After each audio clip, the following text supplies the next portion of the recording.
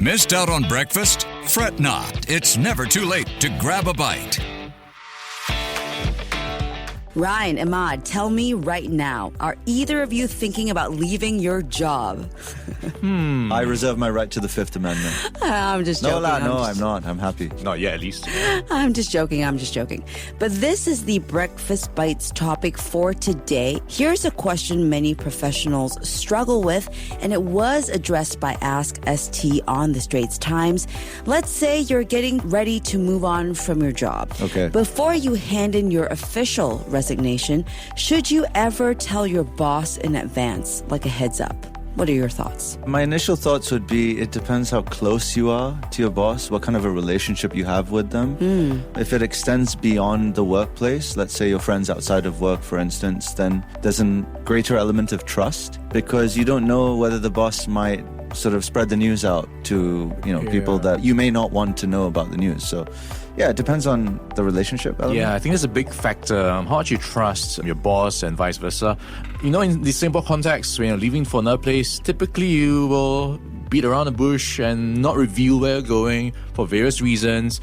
So in this case, some folks might be more guarded about their full plans and might not want to give it away too much. But at the same time, I can kind of get where some folks might be coming from when they want to give advance notice so there's enough time or more than enough time to get a replacement going on. Yeah, so in most cases, you have agreed to a notice period with your bosses when you took a job, right? You signed it in the contract. In Singapore, there are a few common time frames, a month's notice, maybe 2 months, and for some higher-ups, I think 3 months is actually not uncommon for a notice period. But the question here is, should you ever say, by the way, I plan to leave by August, like way before you plan on officially turning in your resignation, right?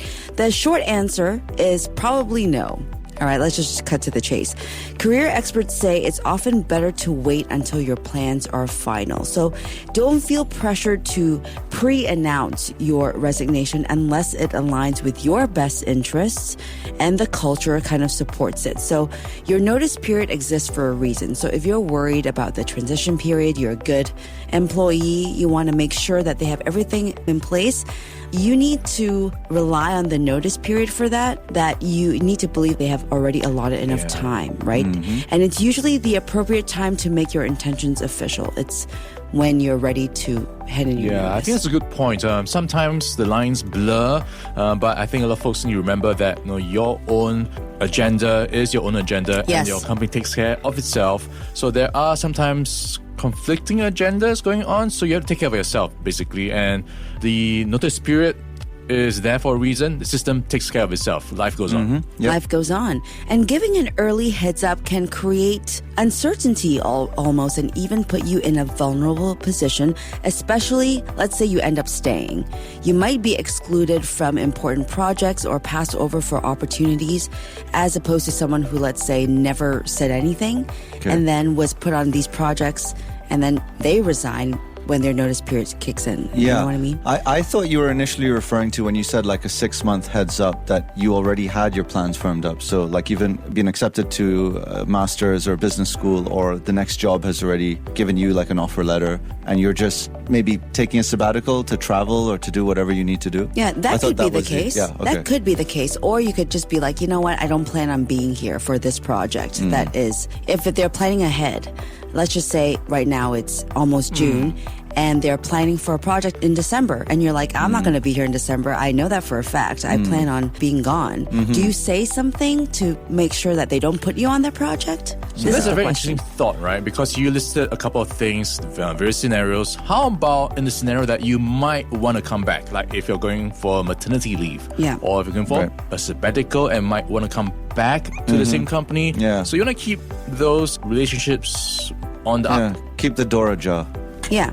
And another approach to consider is an informal check-in with your boss, not to announce that you want to leave, but to discuss what's been maybe affecting your job satisfaction, whether it's a lack of growth or unclear career path or something else. This kind of conversation can hint at your intentions without making anything official. And who knows, it might even lead to changes that make you want to stay. Of course, yeah. Right? Definitely. That said, this is not a one-size-fits-all situation, of course. If you do have a strong relationship with your manager or work in a culture that values this kind of openness, a quiet early conversation could help preserve goodwill and give your team time to plan for a smooth transition.